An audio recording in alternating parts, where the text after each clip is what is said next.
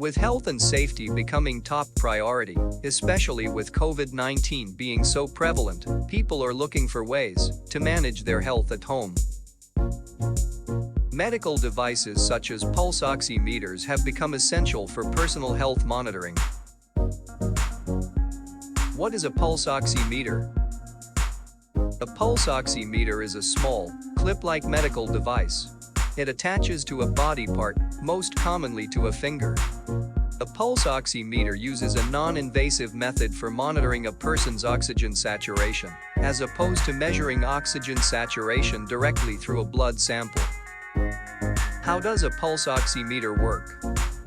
Pulse oximeters use a non-invasive method for monitoring a person's oxygen saturation, which is a measure of the percentage of oxygen-bound hemoglobin in the blood. A pulse oximeter utilizes the principle that oxygen-bound hemoglobin and deoxygenated hemoglobin have different absorptions for different wavelengths of light.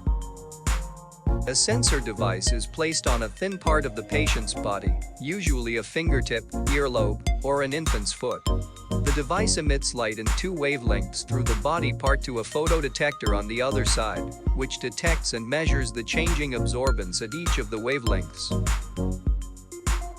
Oxyhemoglobin and deoxygenated hemoglobin absorb light of the two wavelengths in different ways.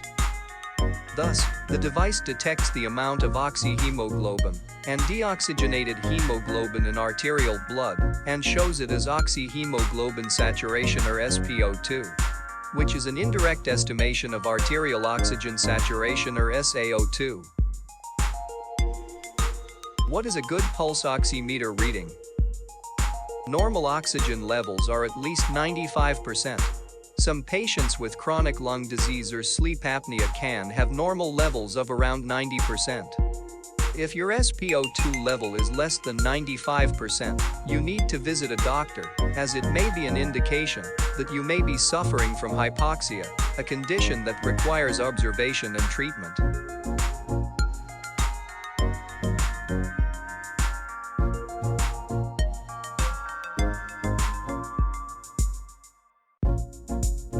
For related articles and updates, look at the description below.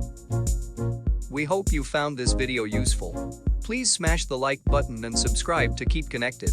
Thank you.